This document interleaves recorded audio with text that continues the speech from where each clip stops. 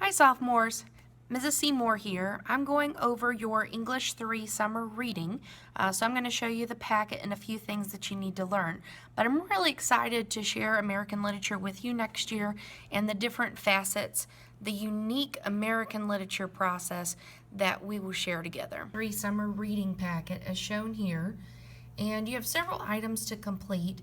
You're going to read What's the American Dream, which is right here. The American Dream is going to be the basis of our study, showing what the American Dream is and how it's attained, and then how people lose interest in it and realize that the American Dream is or isn't real. The 2 main books that you need to read are plays, The Glass Menagerie by Tennessee Williams and A Raisin in the Sun, or The Raisin in the Sun by Lorraine Hansberry. These are just 2 short plays that you can really read under 4 hours total. Do not just watch productions. I would like for you to go in and read these, even if you read it while you watch it. That's really how a play should be done. You're going to read Ecclesiastes as well, and then complete the worksheet. So that's section 3. All right, so if you look through here, you'll see section 1 is the American Dream. Section 2, then you're going to read the works. So this is in the order in which I would like for you to do them. Section 3, read Ecclesiastes, and then go through here, finding the different meanings of these passages. Now, here's the big part. What is the author's conclusion about life in Ecclesiastes 12:13 through 14? You're going to tell me about the American dreams of the main characters in each of the plays. Use examples from the plays to prove your point. Be sure to explain what the American dream is in the introduction and what the writer of Ecclesiastes would think of the American dream in the conclusion. So really everything for this paper is in this guide.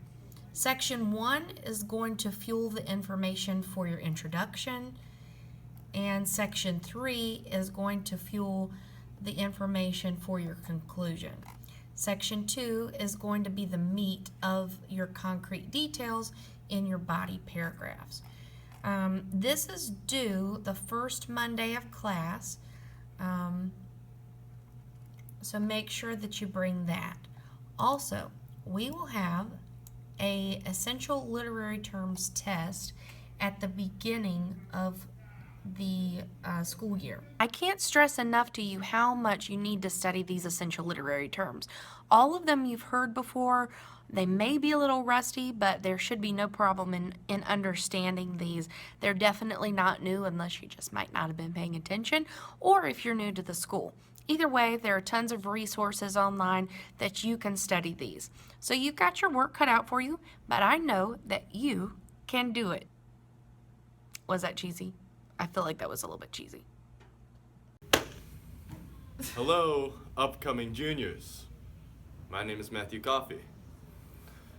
And you guys are all forced to read 2 books, one of which is The Raisin in the Sun. Now, if I'm going to be honest with you guys, The Glass Menagerie was not my favorite book, but A Raisin in the Sun was probably better than any book that I was forced to read. So A Raisin in the Sun was probably the best book for you guys to read. And I believe that you guys can read it. I really like The Glass Menagerie because of the plot twist it had within the story, and also because there's a unicorn in it. So it was cool to see the connections between the Book of Ecclesiastes and like modernist plays, especially coming from a theater background. It's just cool to kind of see how things sort of mesh together. Why do we like The Raisin in the Sun? I don't know. Why do we like it? I don't. It was pretty personally, good. but It had a good plot line. Wasn't too boring. Glass Menagerie, I would read first because it's not as interesting. So, what do you think? I would just spark notes it, but No, don't tell me always that. read all your book reports. That's my advice.